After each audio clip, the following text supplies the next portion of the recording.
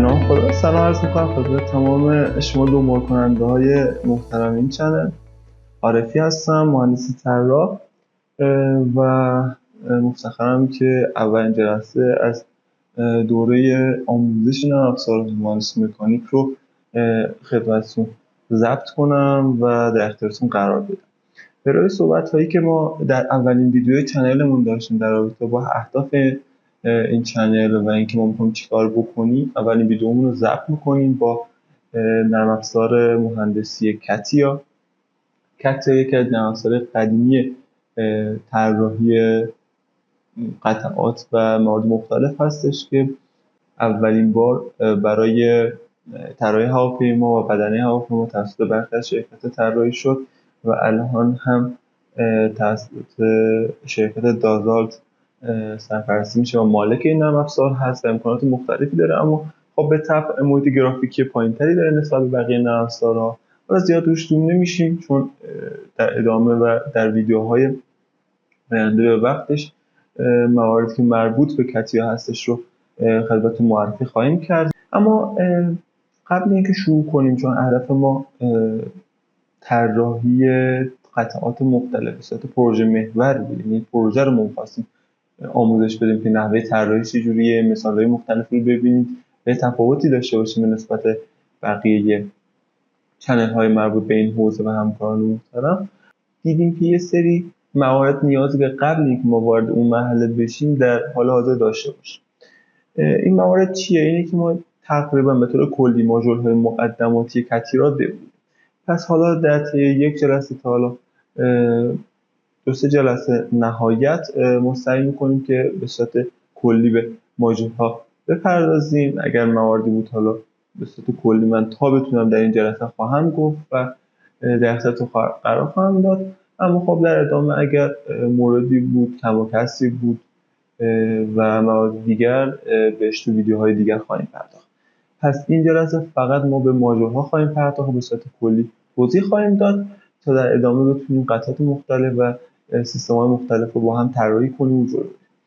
اما کتیا خب داره منوهای مختلفی هست و ما بخوایم هر کاری با کتیا انجام بدیم باید وارد ماژول مربوطش بشیم و اونجا خب کارامون انجام بدیم و موارد مختلفش رو جلو ببریم و اوکی کنیم. به طور مقدماتی وقتی وارد کتیا میشیم، اولین گاممون محیط مکانیکال دیزاین هستش که دارای قسمت مختلف از جمله پارت دیزاین، اسمبلی دیزاین، اسکچر و دیگر موارد هستش که میتونیم ببینیم هر موردش برای چه چیزهای استفاده میشه. بعضی موردش نام آشناست و بعضی نه و خب به طبع لازم نیست ما تمام این ماژول ها رو یاد داشته باشیم.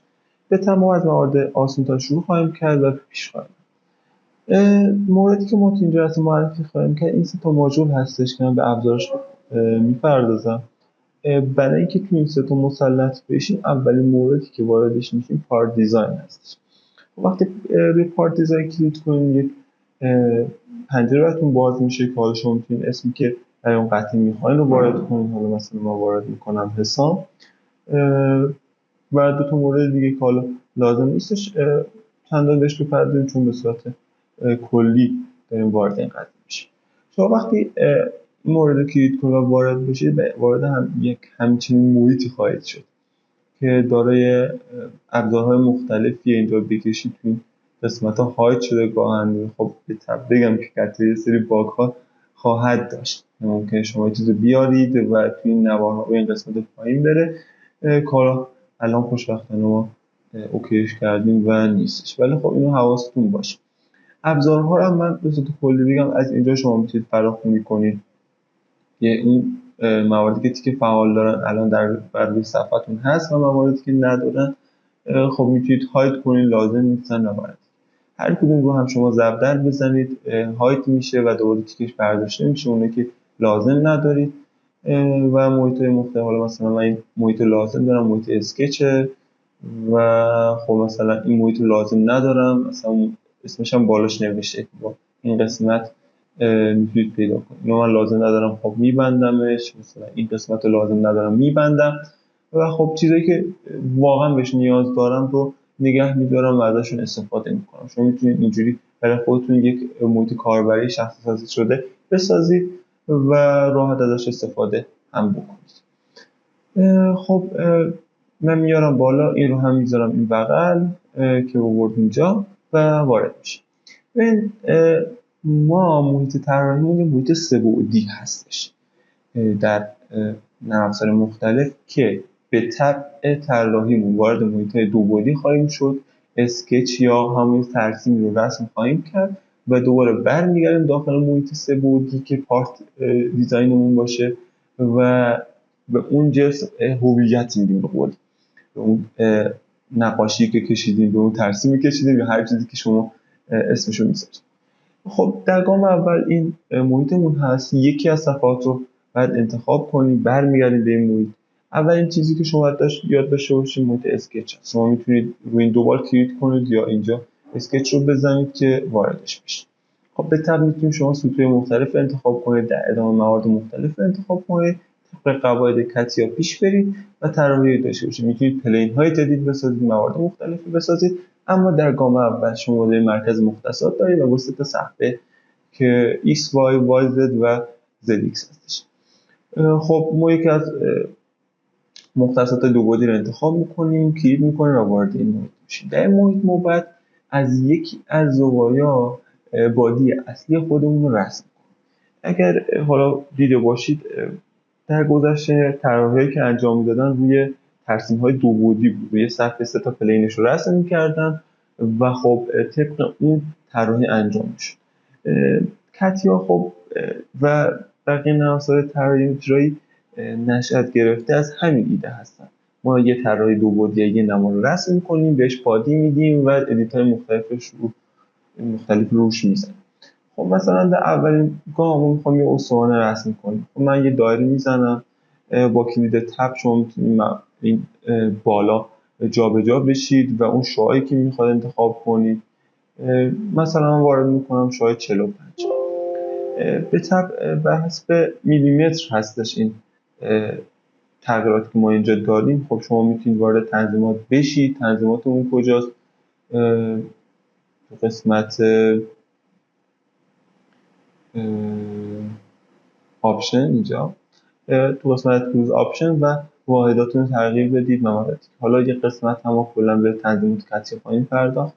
خب میزنیم تو مرکز مختصات کشیده، میتونیم جای دیگه هم بکشیم همزمان. اصولی نیستش که یه مهندس 2 تا قطعه رو با یه اسکچ طراحی کنه و قطعات رو توی پارت مختلف طراحی میکنه.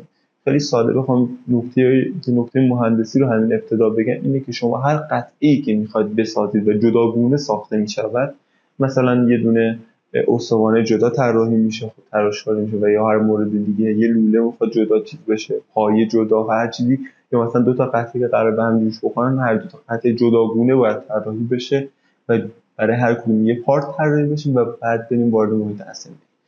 اینجا موردش می‌بینید خب موردهای مختلفی داره. مثلا من میتونم این دایره رسم کنم، حالا رسم کردم، میتونم که ماژول مثلا برای مستطیل کشیدن باز کنم، حالت مختلف کشیدن که می‌بینید رو تنقه، یا مثلا این خود مستطیل یه گوشش رو میگیم 2 تا کلید می‌کنیم جای مختلف رسم بشه، میتونیم از مرکز ترسیم کنیم، کلیدش رو بزنیم و به این صورت ترسیم بشه که هر کدوم کاربردهای مختلف داره. شما هر کدوم راحت تر بودید میتونید کار کنید.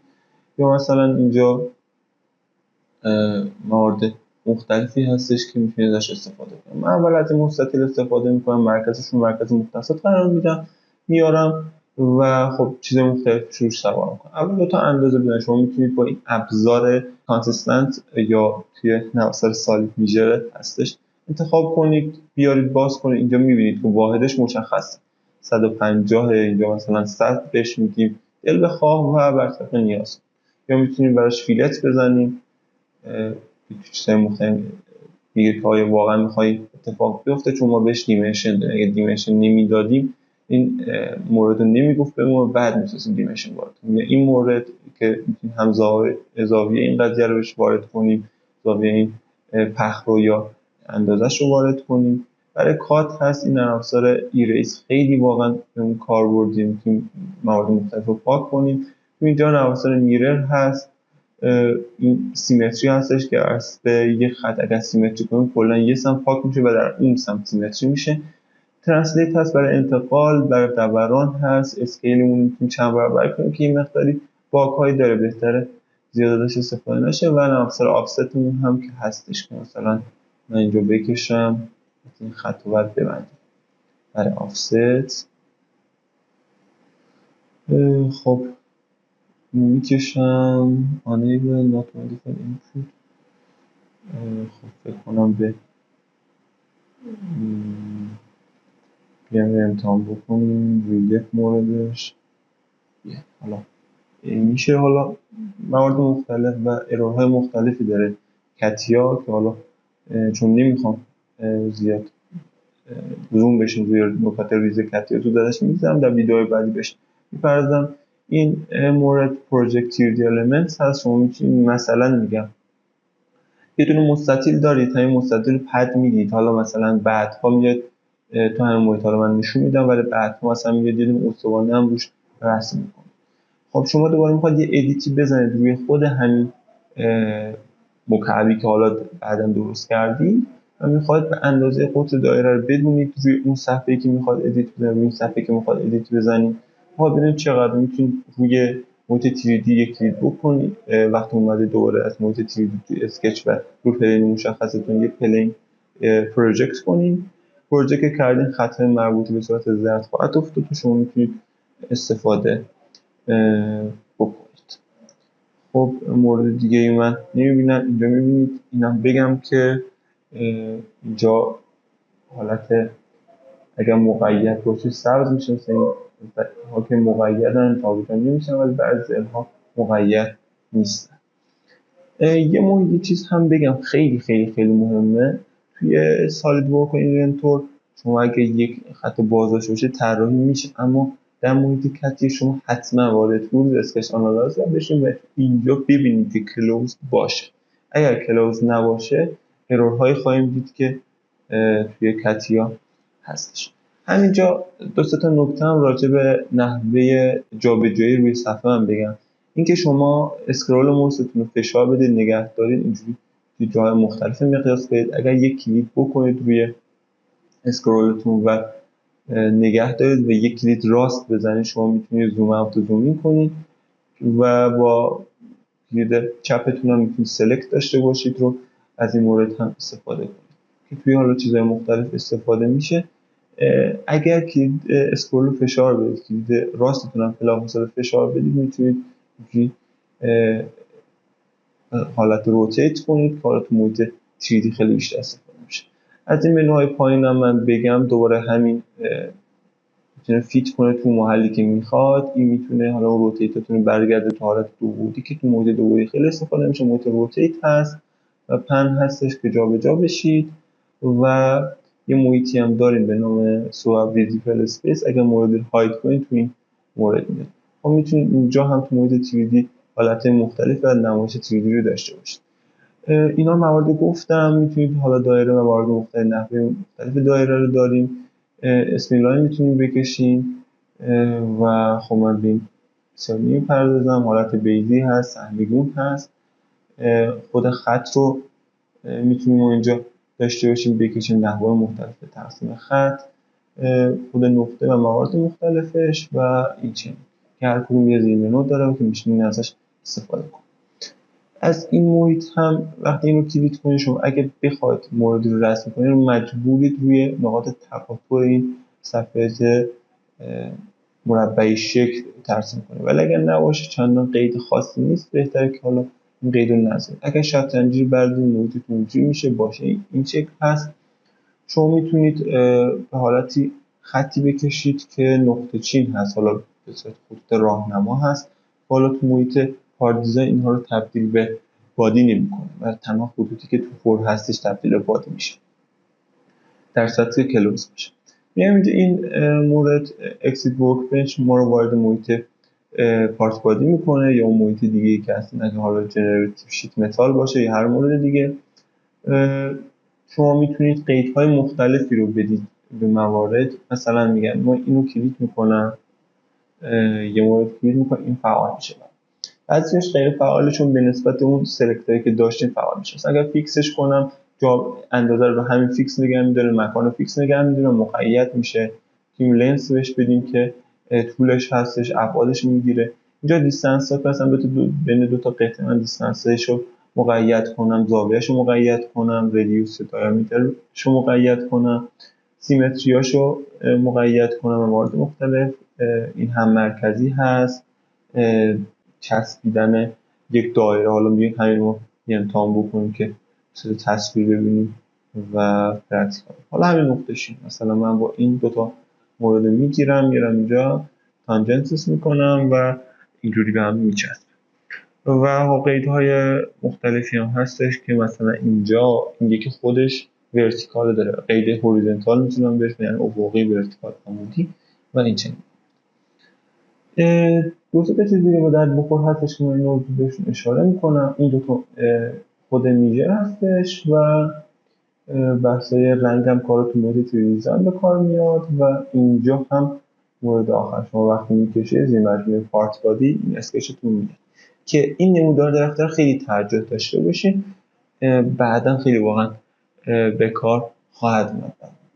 ما کلیک میکنیم اکسپورت ورکبنچ و وارد محیط پارت دیزاین رو میشیم. پارت دیزاین اول موردش پد هست، پد میدیم و با به مقدار دل شما میتونید از دو طرف بهش پد بدید، ابعاد بهش وارد کنید یا از یه طرف بهش پد بدید.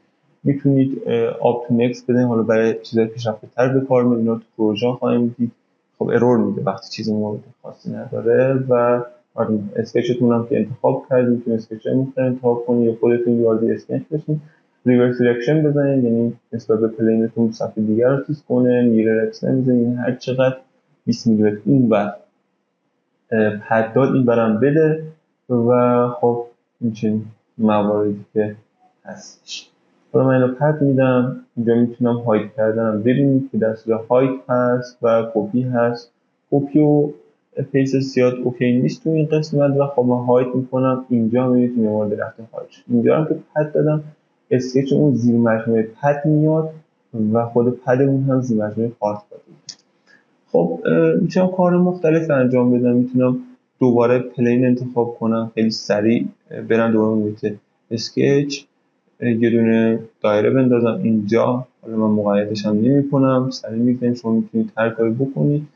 اینجا مثلا آپشن نکس ازش استفاده کنم، پریویو بزنم و ببینیم که این استفادهمون از پاکت هم به این شکل است. آرد مختلفی هست از این مجموعهشون، حالا اونا نمی‌پردازیم. شفت هست که شما میتونید روتیت کنید یه پلین و یه اسکچتون هول یک از خطا. گروه ها خب برعکس همینه برای کات، بس هول، بس ریب و اسلات و اینجور موارد که نویشه تو پروژه می‌پردازیم بهشون.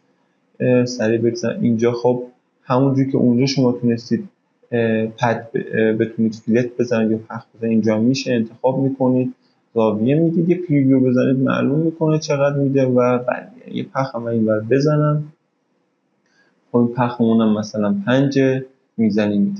شل هم که شما میتونید یه محیط انتخاب بکنید، شل بده بهش که داخلشو خالی کنه و یه پوسته فقط بمونه از اون موردی که طراحی کردیم. می‌بینیم که چقدر زیبا چیزهای مختلف کنار هم چیده میشه تا یک قطعه مورد نظرمون شکل بگیره. مورد مختلفی هست. میتونید مثلا میگن این مورد رو انتخاب کنید به صورت خیلی شیک. مثلا یه سوراخ دیگر رو میخوام طراحی کنم، ریورسش میدم، مثلا فاصله‌اش 40 میلیمتر باشه. اینجا برای من طراحی میکنه. میتونیم تو دیرکشن دوم هم بدیم که دیرکشن دوم دوباره رفرنس الیمنت داره و موارد مختلف داره که حالا زیاد هم بهش نمی‌پردازیم. توی دیرکشن دو و موارد مختلف میتونیم داشته باشیم. اینجا میبینیم اینجا هم به همین شکل و برامون ترسیم. بعد حتما ابعاد مورد نظر باشه تا بتونه طراحی کنه، وگرنه ارور میده، چیزی که برای ما یا اصلا ترسیم نمیکنه. میجر هم میتونید بکنید که حالا اینا در مورد دیزاین و گفتم خیلی مهم. یا تو نمودار درختی میبینید هم پاکت با اسکچ که داشت برای ما آورد، بحث فیلتمون، بحث حالا پخ یا چمفرمون و بحث پترن دادنمون که اینجا پترن موردهای دیگه که حالا من بحث روتیت هم که اینجا هست، من خود این قطعا هم یه دفعه هایت کنم که شما ببینید. اینه که هایت کردن وارد این محیط که بشید دوباره میبینید، میتونید دوباره هایت کنید و یا شوش کنید.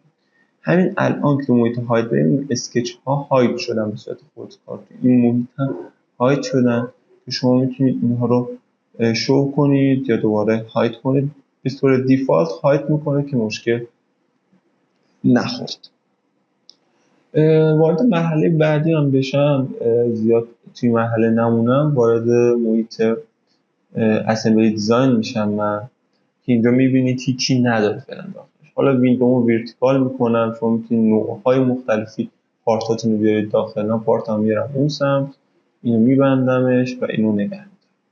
خب دو تا قطعه اومد اینجا دیگه، کپی کردن چند تا از این قطعه باشه اوکیه. اینا رو ما جدا جدا برای اینکه یه اسمبل ازش بسازیم که بتونیم بعدها دستگاه اصلی و شمالی دستگاه اصلیمون رو ببینیم. خب من دوباره ابزارها این رو به صورت سریع بگم که ویدیومون طولانی نشه تا بتونیم بعدها بهتر مشکل کنیم. این محیط به سمت محور X جابجا میکنه، Y محور Y هست، Z محور Z هست. شما میتونید دیرکشن انتخابی داشته باشید که تو این سه تا مختصات نباشه. میتونید به صورت صفحه جابجا کنید، یعنی صفحه XY جابجا بشه، صفحه YZ جابجا بشه، یا صفحه انتخابیتون میتونید روتیت کنید، نسبت به محور Xش روتیت کنید، نسبت به محور Y روتیت کنید، نسبت به محور Z روتیت کنید و یا یه دونه محور انتخابی برای روتیت داشته باشید.